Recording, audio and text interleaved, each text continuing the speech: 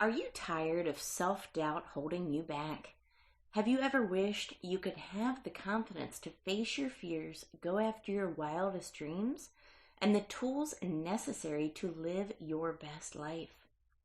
Hey there, amazing listeners. I'm your host and author of How to Grasp Confidence and Own Your Power. And I've made it my mission to help you break free from self-doubt and embrace confidence. Subscribe now and join us as we unlock the secrets to unshakable self-assurance. Let's dive in.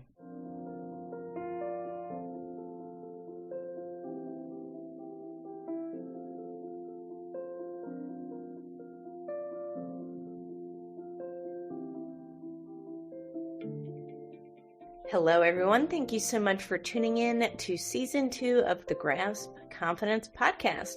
I'm your host, Tara LaFon-Gooch, and today we're in for a treat because I have a fellow TEDx presenter from TEDx Maid Marian Way with me today.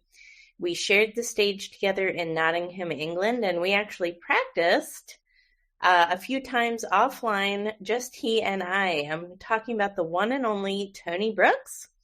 Tony is a leadership psychologist. He's also an author, and he's got a new book coming out all about survival thinking. And it's such an interesting topic because we think we're such an evolved society, but we still have some of these survival thinking things that we need to cope with that ultimately change the trajectory of our lives, our days, how everything is structured. Tony, thank you so much for being a guest on our show. It's an absolute pleasure, Tara. And thank you for being a team member with me as well on TEDx Maid Marian Way. It was a lot of fun, wasn't it? That was quite a journey, wasn't it, for a long period of time?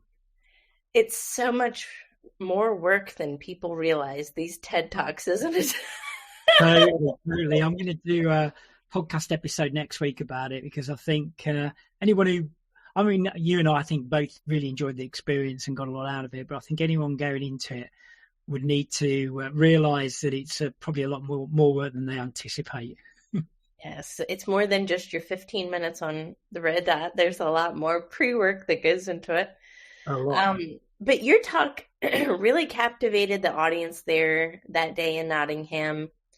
I love your stage presence, first of all. You're so outgoing. It's so fun to watch you on stage. You really connect with people. But your talk, you're welcome. Your talk was on survival thinking. And it's interesting. It's, even though my talk was on gratitude and confidence, they have a lot of similarities and commonalities. And I feel like people don't understand how much survival thinking they have in a day, right? And how that impacts their decision-making process, right? Yeah, and impacts their confidence, which is, obviously your big area, Tara. Briefly, the way I talk about it is that survival thinking historically for our species was very much more focused on physical survival. So as a species, we would have been panning the environment for threats like, I talk about saber-toothed tigers, but physical threats really. Whereas in modern life, we are still looking for danger and adversity and threats, but often we then look inwards and we start to look at where we might be vulnerable or weak, where we might be exposing ourselves to danger. And then that brings in all sorts of things like imposter syndrome, defensive mindset, and the sort of confidence areas that you talk about, Tara, because it just impacts our ability to be the person we are capable of being, really. Wow. It impacts the person we're capable of being. I think about that all the time, Tony. Who are any of us capable of being, right? I think these limiting beliefs that all of us have, and we all have them, even though I've written a book on confidence, I'm a human being just like anybody else. True. I have limiting beliefs. I have battles with self-doubt and confidence. I think any of us do. But it's about who are we really capable of becoming, right? Yeah, I mean, I often talk about the fact that internally in very simple terms, I feel like there's an internal battle between our potential self, the amazing person that we're capable of being, but then the more destructive side of our psyche, which is our experiences, our beliefs, like you were saying, and survival thinking is part of that for me. There are a number of things that can hold us back, and only through being more aware, conscious and understanding and gaining greater control of that can we free up more of our potential. As you said, Tara, we're all human. None of us will ever be able to be what we are truly capable of being, because we will have to deal with some of these things. But the better and more effective we are at dealing with them, the more we can free up that incredible power and ability that we have as human beings. Absolutely. I love that. So in your talk, you had an incident you discussed about losing a tooth, right? And how this little tiny itty bitty tooth automatically launched you into survival thinking.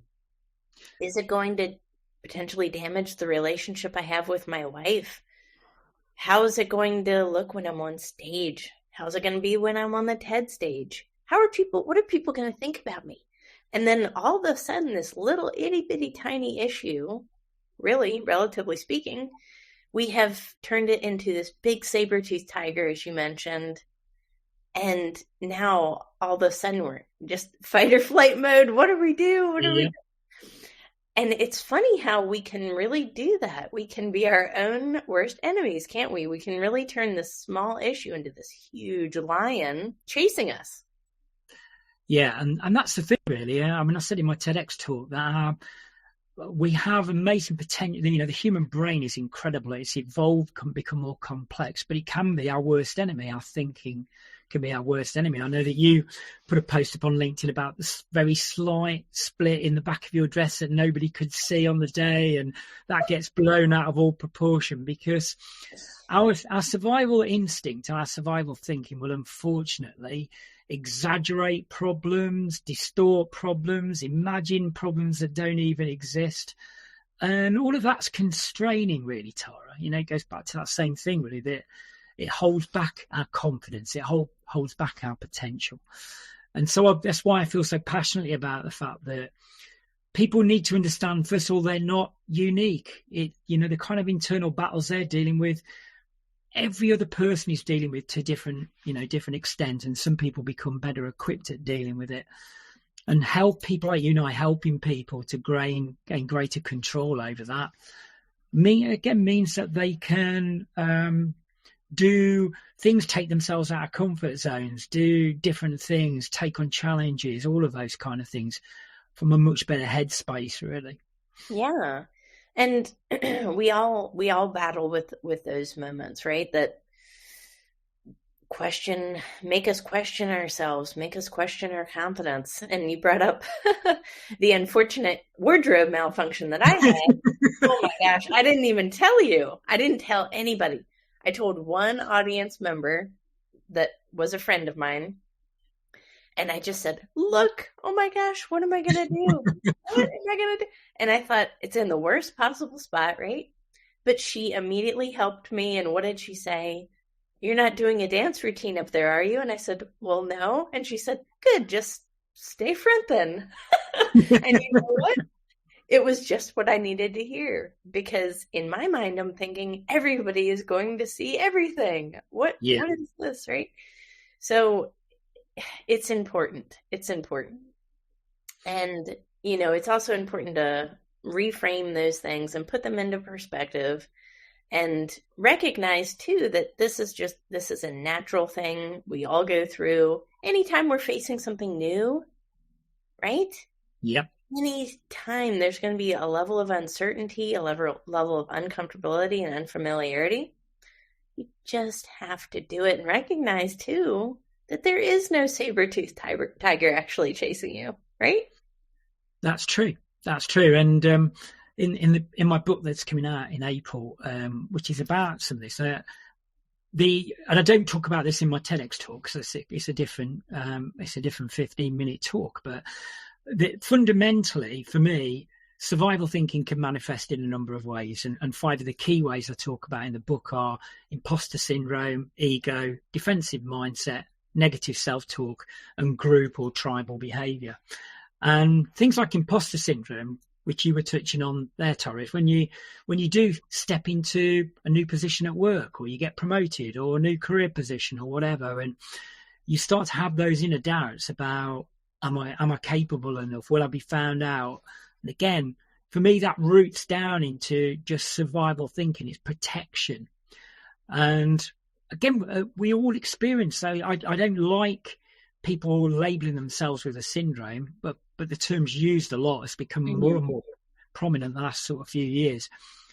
But labeling yourself with a syndrome isn't healthy, because what you are having really is a part of the human condition. It's a normal thing when you put yourself into a different position to question whether, you'll be exposed or found out or whatever, or found to be not good enough, which is the thing that we all fear in various scenarios. Oh my gosh, that is it. I can't tell you how many CEOs, CMOs, COOs I've talked to, and they say, I'm just waiting. I'm just waiting for them to figure out. And I say, waiting for who? Who are we talking about? Them. Oh, the people that have been employed, you've been employed by for 20 years. You're just waiting for them to figure it out. I think they would have figured it out already, right? So it happens to the best of us, doesn't it? It does. And I think certain scenarios probably bring it out more. So if you were talking about C-suite people, probably when people step up to more senior roles, that's when they will have a lot of internal battles about being found out to be a fraud in their position, is often the expression used with imposter syndrome. But often, again, when we step up into things, we're not the finished article. We're stepping up into things based on what we've been doing at a level and our potential, whether that be career moves or other things, I guess, really. We have to grow, don't we, Tara? We have to grow and improve and learn and find our way through via experience. And so people shouldn't really think that they are expected to be the finished article. When they move into situations, when they move into roles, because the reality is that they can't be, You can't be. We're all works in progress, and we're all learning. And there's no such thing as ready.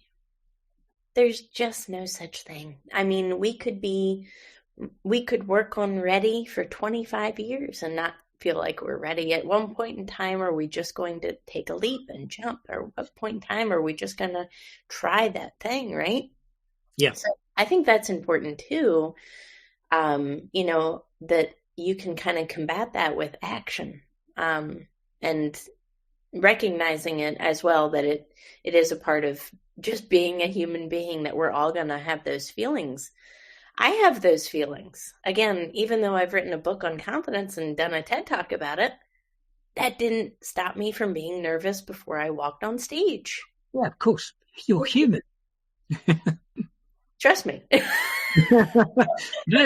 No, every single one of the people who, the 8 speakers that day had, to different degrees, had levels of self-doubt, nerves in their mind or whatever. And it's the way that you handle and process those, isn't it, that's important. As I say, it's normal. It's just, and realizing it's normal is probably helpful, I think. I've often, I bet you found this, Tara, I've often talked to leaders in organizations where they almost feel like they're the only person having an internal dialogue that's not particularly helpful. But the human species is having 1,000 thoughts every single day, and a lot of them aren't particularly helpful.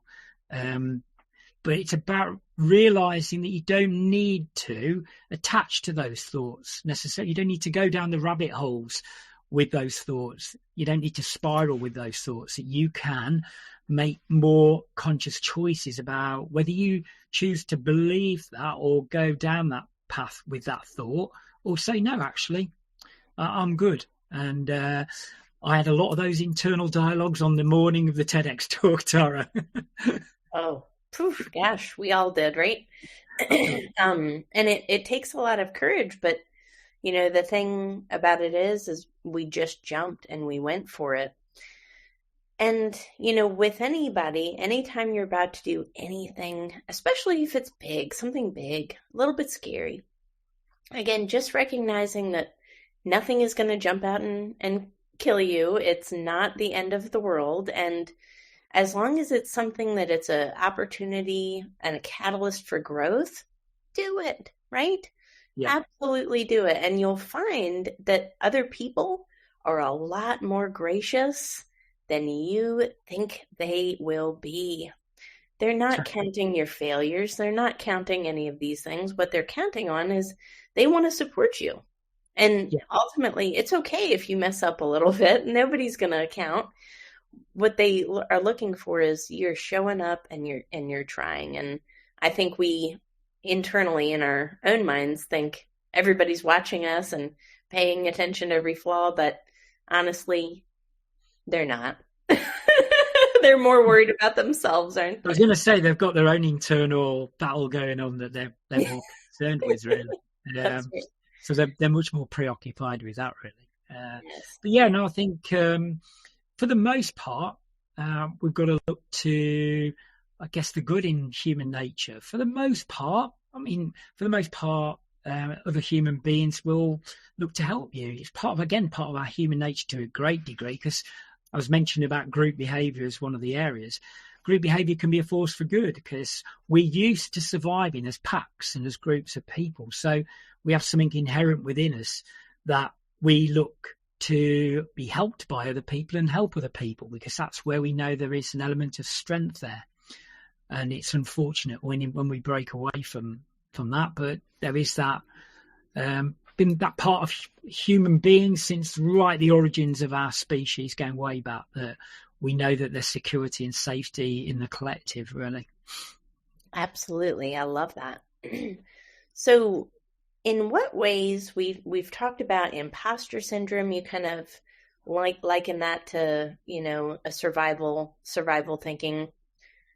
What are some other ways that this survival thinking can impact maybe confidence or the way we show up or the things that we do or participate in or anything like that?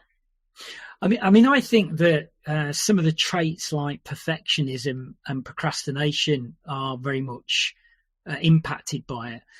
Perfectionism is that thing that you were sort of hinting at earlier. I was chatting to a client this morning about, the average website never goes out on time. If people are developing a new website or upgrading a website because they wait until it's as perfect as it can be. And that perfectionism is, again, because we don't want to expose flaws. So we feel fearful of that. So we need to get either ourselves perfect or we need to get a piece of work perfect or whatever, because we're concerned about the consequences of that. And we overcook that. We make that much bigger than it actually is, because the world's not that concerned if you put a website out that's 90% finished and then you carry on working on it. But part of our internal psychology will do that. And again, procrastination. Often that is a fear-based reaction. People are really tough on themselves that they procrastinate. But often not making a decision is because we fear that making a decision will put us in a vulnerable situation where things could go wrong. And often, they can go wrong, but we magnify the impact of those. So we keep ourselves stuck, really. But, here's the thing. By staying still and not making decisions, there is danger in that anyway, and more so in modern life. So perfectionism and procrastination are definitely a couple of flavors of, for me, underlying fear-based thinking, really. But we sometimes think there's something different to that. I agree. I absolutely agree with you. I battle with clients on the same exact things, so that's funny. There's no such thing as perfect. No Very such true. thing. And we could work again for 20 years on an idea. We could work for 20 years on a website, and you know what? You're going to have to constantly update your website anyway. This is just an example, but hardly a month goes by where I'm not touching something up and working on something and refining something. Totally. Lord, you know how it is. Yeah, Right? no, totally. And I think the thing is as well, in certain professions, in certain areas of life, if you're a surgeon or a firefighter, the striving for perfection there is more understandable. But in a lot of aspects of life and work, it doesn't need that level of perfection. We can, as you say, put things out, let them evolve, get a product out that isn't quite 100%, but get it out to market, get feedback, change it, evolve it, develop it. But we can often keep ourselves stuck, really, and keep too much in the lab, whatever that might be, rather than getting it out there, really. Yes. It's not always the smartest person or the most perfect person, I think, that makes the most amount of success. But it is someone who takes action. It is someone who, doesn't necessarily let those survival thinking or that lack of confidence or limiting beliefs dictate their future. Again, I think we can be sometimes our worst enemies as far as that goes. And perfectionism is very common amongst high achieving people. It's very common. Imposter syndrome is very common amongst high achieving people as well. They think they're just never quite right. And that's a problem. Yeah, well, it's interesting that you say that, Tara. I don't know whether you find this as well. So, some people will tell me that belief that they're not good enough will keep them striving to improve. But I don't think that's a great place to live your life from, really, that continual feeling of lack, not being good enough. But hey, if people believe that is a good way for them to live their life in a productive way, and it drives them to do more, then I have to respect that. But I do think it's unfortunate that a lot of people have a continual life of stress, of not enjoying things, of feeling like they need to keep raising the bar higher. And finally, when it comes to the end of their life, I wonder what their reflections would be on living a life like that, really. I agree. It's no way to live a life, right? And until those limiting beliefs are addressed, maybe I'm not good enough. And where did that come from? Or it could be a limiting belief of I don't deserve love. Yeah. That's a common one. And I don't think a lot of people talk about it. But you know what? How is that causing you to show up in life? So if you have this underlying limiting belief of I don't deserve love, it's going to impact your relationships, friendship. It's going to impact your relationships with a spouse or partner.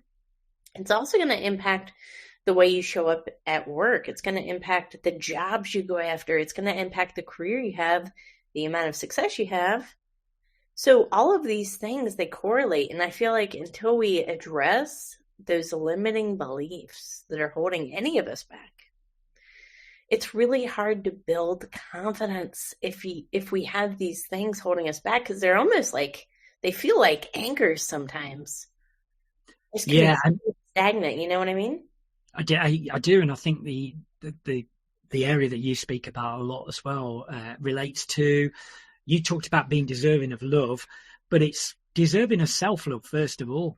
I mean, that's the starting point, isn't it? And I've been talking to senior leaders over the past couple of weeks, and a couple of times we've gotten to the subject of whether they love themselves or not. Because often people don't. And I would be honest, I think that was a journey for me for a while. I think that it took me a while. And certainly I was diagnosed with depression 17 years ago, and then again 10 years ago, and I've had a much better journey since then. But when I got to those places, I certainly didn't like myself hugely, and I think a lot of people don't have the greatest relationship with themselves as a starting point. So it's very hard to expect somebody else to love them if there isn't that liking for themselves or even loving themselves to start off with. And always sounds a little bit sort of fluffy, that, doesn't it, and whatever, but I think it's actually really fundamentally important. That is so powerful. And I ask anybody watching or tuning into the show right now, have an honest reflection right after the show. and maybe ask yourself that question. Do I love myself? And sit in a quiet space. And you know what? Tears may start to flow, and that's okay. It's okay.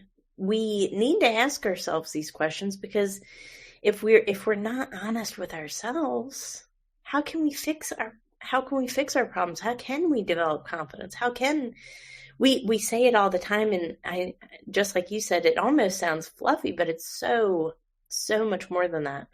Yeah. There's this term self-love out there, but what does it really mean?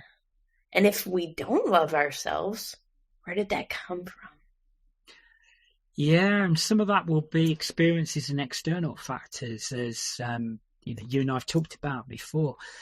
But I think getting to that place where you feel that you are good enough, you like yourself, you know that you're flawed like any other human being, but that you want to continue to grow and improve and become a better husband, wife, partner, mother, father, all those kind of things. You want to continue to improve, but do that from a place of gratitude for who you are, as you speak about a lot. But it is about that. It's being honest with yourself that maybe you haven't been perfect all the way through. Maybe you'll continue not to be perfect. Well, you all continue not to be perfect, but that you're a good person and that you're going to strive to keep doing the best you can, and commit it from a place of foundation of having a good relationship with yourself and liking yourself for all of those flaws and weaknesses that everybody's got. But focus more on the good things about yourself and the good things that you want to do and the things that you're striving to become. As was in your talk, Tara, I think these are all important themes, really. I'm so glad that you were on my TEDx team with me, because I was fortunate enough to run the talk by you a couple of times, and I never felt like I truly properly thanked you, because you actually helped steer the talk in the direction where it is today. Hey, well, thank you. Yeah, I really owe that to you, and really appreciate you for that, because I had to pick your brain. You're an amazing psychologist, right? But it did. Well, thank you. And I think I felt the same with, we had time together, didn't we, Tara, and time in the group, and listening to other people's views. And again, one of my areas is, a couple of my areas is ego and defensive mindset. We can go quite defensive, can't we, when we get feedback? But it's really good to be open, and you don't have to necessarily do something with the feedback or take it on board and feel it's right, but to be prepared to listen to it is good, really, and listen to somebody's ideas, and then don't get defensive, but say, hey, okay, they might have a point there. I can do something with that and I can improve through that. Or I don't, I welcome the fact that they said it, but I don't necessarily agree with them. I'm going to carry on with, the path I'd started off with. And I think you and I both, you did a hell of a lot of work on your talk, didn't you, at one point, Tara, when you were told about certain TED constraints and what have you. I mean, I really admired the way that you took that on board and you just said, okay, I'll rework it, and off you went and you did that. But we all worked and adapted our talk through the whole process, didn't we? And that was good. If we'd have just sat there and said, no, it's done and I'm not going to take on board any feedback, it wouldn't have been as good as the final result that we got on the day, really. Yes, absolutely. And that other talk I wrote, it's fine. That'll be a keynote one day, right? Good. I'm glad that's going to see the light of day eventually. Yeah. It'll see the light of day, I promise. But a lot of things there, survival thinking also, we kind of get it when we're receiving, constructive criticism or feedback from ourselves. Some of the first things we think of, oh my gosh, this person doesn't like me. I'm not good enough. I'm an imposter. They're right. I've been found out. You know what? It's not that way. It's not that way. And there's room for everybody to improve. Trust me, there's plenty of room for myself, for anybody to improve. But just have the confidence and belief that, you know what, if you have a message, if you have conviction about that message and purpose about that message, then you know what, it does deserve to be on stage. It does deserve to be written in a book or whatever avenue you want to write or express that idea in. And then we all have value, and not to worry about let the survival thinking get in our way of the perfectionism of getting that message out. I think that's really key and important as well, because we can't let this survival thinking impact our success. We have to approach it with confidence. Yeah, and it's true. And I mean, even things like, and I guess you put your book out last year, didn't you, Tara? And I put a book out, I think it was 8 years ago, the first one. This one's come out. And it's, I guess it's a statement of where we are now with our level of experience and knowledge. And maybe a book we would write in 5 years would be different to that and more progressed and developed. And so it's okay. And the information we share, some people will connect with it, some people won't. And that's all fine as well. And when we go out and do a talk, it's interesting with public speaking, part of our inner psyche, I believe, and I was talking to, I did some neuroscience training. I was talking to the person who ran the neuroscience training on this. Part of our inner psyche, when we stand up in front of an audience, it goes back to primitive group behavior again, because we don't want to be rejected by the group. We're standing in front of a group and we want to be accepted by the group. And so we over-exaggerate the fact that we're just standing in front of a group of 100 people to give a talk, or 200 people. I think it was 100, wasn't it, with a TEDx, but, bigger audiences or whatever. We're just delivering a talk. But part of our inner psyche is absolutely terrified that they will reject us. They won't connect with us. And so, again, it's about understanding that.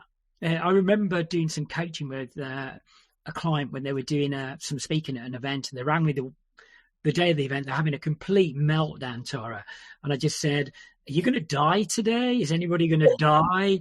Will your business be destroyed? And they were going, no, I'm over exaggerating and getting it out of perspective. And I said, yeah, you are. You want to do well. But for me, I don't know about you, on the day of the TEDx talk, I had a lot of inner dialogue about, this isn't such a big deal. Go and enjoy it. Rather than feeling full of terror and fear that I was about to do something that could completely destroy my life or my business forever. It was a sense of realism and rationality that you have to hook into. Yes. And I liken it to being a professional athlete. I've never met a very successful professional athlete that says, you know what, before every game, I imagine every way it's going to go wrong. I imagine every way I'm going to fumble the ball and I'm going to break my legs, right? It sounds funny, right? But no professional athlete does that. What do? They focus. They see the picture they want to see. They see themselves catching the ball. They see themselves outrunning the next guy. They see themselves winning the game, winning touchdown or whatever, it is. They see how they're going to win and they visualize it, and it prepares their body for those actions. It's that mental rehearsal. Same thing with professional speaking, or don't you think? Yeah, and it's, power of words. I mean, I like Bruce Springsteen. I'm a fan of Bruce Springsteen, and even now he'll go out in front of 100,000 people, and he feels the adrenaline burst. He could label it as nerves, but he labels it as excited and getting ready. And I think that's quite impactful, really, because when I've done work with people and helping them with public speaking, it's don't start feeding yourself with language that's going to be unhelpful. So if you go to an event and you start saying, I'm really nervous, I'm really nervous, I'm really nervous, that's going to become a self-fulfilling prophecy. But if you say, I'm excited, I'm looking forward to it, then that's a different can of worms. And you can choose. I say again, it's about choice. You may be feeling all those things inside, but call them something helpful. As you say, it's part of that mental preparation before you do something, really. Yes, I love that. Well, Tony, what a pleasure. So many gold nuggets throughout this episode. But, I challenge everybody that's listening to really identify those survival thinking that we all have, right? And let's identify them, let's understand them, because I think if we acknowledge that they're there, we can be much better equipped to really manage them in the future and reframe them with positive things instead of negative things that continue to reinforce those habits and behaviors. But Tony, what a pleasure. What's the best places for everybody to get in contact with you? Ideally, I would say LinkedIn, really. My company's called the Leadership Training Workshop.